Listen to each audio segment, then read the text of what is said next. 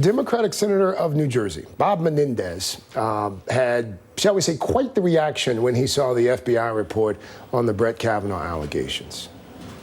If that's an investigation, it's a investigation. I'll let you fill in the bleep there. I think you probably know what the good senator said. Senator Menendez joins me now there from the rotunda. So, Senator, the cloture vote is over. We're now on the clock for perhaps 30 hours until the final vote happens. What's going to happen based on the conversations you're having with your colleagues on both sides of the aisle, or do we really just not know yet? I don't think we fully know yet, and I think we'll know this afternoon when Senator Collins has said sometime around 3 p.m. that she will give a speech and announce what her vote is.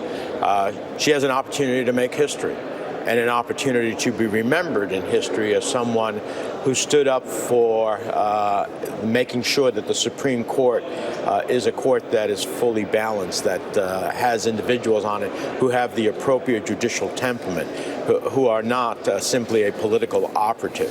And I hope that, as she has in other times, I hope that she rises to that moment. We'll see. From my own view, obviously, I'm strongly opposed to Judge Kavanaugh. I was opposed to his nomination before the allegations of Dr. Ford because his positions on civil rights, on voting rights, on reproductive rights, on siding with big corporations against the little guy just simply is not what I believe needs to be on the Supreme Court. But after I saw Dr. Ford's testimony, and I think it was incredibly powerful, I think it was truthful, I believe her, and then I saw his response, which was overtly political, showed him to be what he really is, which is a political operative dressed in the robes of a judge, not someone whose temperament and whose words are befitting of the Supreme Court. So I hope that today's vote isn't indicative of the final vote. I hope we can still defeat Brett Kavanaugh. We are just hearing from Senator Murkowski, who, again, she voted no on cloture here. She apparently just told one of our producers, Frank Thorpe, that she changed her mind on how to vote on the way to the chamber. It sounds as if Senator Murkowski from Alaska was prepared to vote yes, and then in the chamber changed her mind. How often do senators change their mind, Senator Menendez? Well, I must say that most of the time you go in there with a pretty clear determination on any given issue as to how you're going to vote. Occasionally, when you are struggling over a vote, it may be that at that moment, especially a vote that will be remembered in history, not every vote that we cast will be remembered in history, but when there is a vote that will be remembered in history, then sometimes members will decide at that moment. So I can understand her struggle as a Republican senator, but she's a very conscientious member of the Senate. I hope that her ultimate vote is what she did in the procedural vote, which is a no.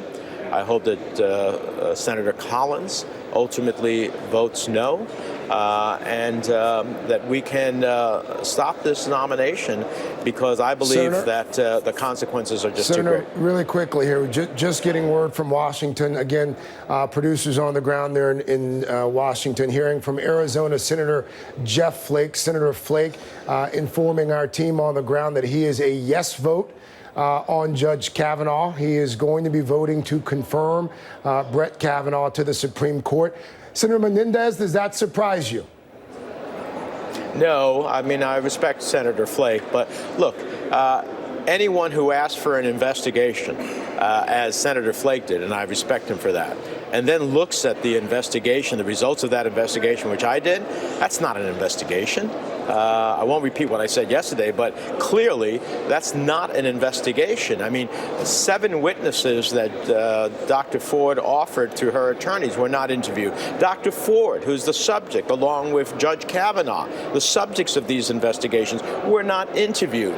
the FBI, the former FBI agent who did the polygraph test, he wasn't interviewed. A series of Brett Kavanaugh's former classmates who have said that he often drank to excess and was belligerent, which goes to, his demeanor and temperament, were not interviewed.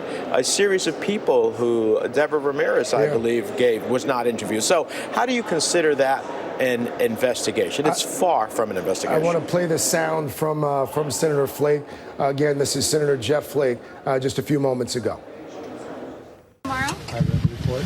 Glad that we did it. And do you plan to vote yes tomorrow? So, unless something big changed, I don't see what would. But anyway, I'm glad we had a better process. What did you we think needed of better Murkowski process. voting no?